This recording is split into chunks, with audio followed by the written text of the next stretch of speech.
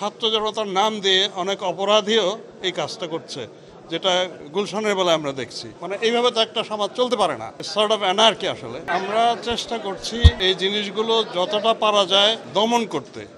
এখন যখনই আমরা পুলিশ খবর পাচ্ছি তখনই আমরা যাচ্ছি, গিয়ে তাদেরকে নিবৃত্ত করার চেষ্টা করছি। এখন এখানে এর সুযোগে আপনার ছাত্র জনতার নাম দিয়ে অনেক অপরাধীও এই কাজটা করছে, যেটা গুলশানের বেলায় আমরা দেখছি। তো তাদেরকে আপনারা দেখেছেন যে তাদের মধ্যে কয়েকজনকে ধরা হয়েছে। তো আমরা আরও ইনভেস্টিগেট করে বাকিদেরকে অবশ্যই অ্যারেস্ট করব। আমার মনে হয় যে অন্তত এই ঘটনাটাতে আমরা যদি একটা ভালোভাবে ডিল করতে পারি, সবগুলো লোককে যদি বিচারের আওতায় আনতে পারি, অ্যাটলিস্ট আমার মনে হয় যে বাকিদের মধ্যে একটা আইন মানার এবং এরকম বেআইনি কাজ না করার একটা ইচ্ছা অথবা আসবে আর কি। এখন পত্রপত্রিকায় কিন্তু আসছে।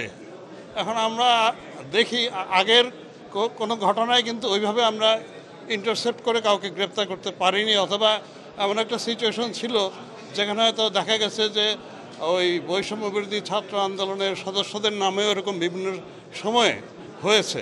তো আমরা this is the first time আমরা আসলে we have intercepted and we have arrested 3 of them। আমার মনে হয় যে আরেকটু তদন্ত আগালেই আমরা হয়তো বুঝতে পারবো যে এগুলোর পিছনে আবার কোনো রাজনৈতিক এলিমেন্টও আছে কিনা। এখন রাজনৈতিক এলিমেন্ট থাকলেই যে দলের তরফ থেকে বলা হচ্ছে তাও নয়, অনেকে তো ইন্ডিভিজুয়াল ক্যাপাসিটিতে গিয়ে এগুলো করে এবং বলে দলের নাম একটা দিল। তো এরকম অনেক অনেক হয় আর কি। তো things are different in different cases, but আমার মনে হয় যে we will be able to contain this. আমরা we will handle it very strictly. মানে এইভাবে তো একটা সমাজ চলতে পারে না, সর্ট অফ অ্যানার্কি। আসলে we are trying our best, we will do it from now on, of course.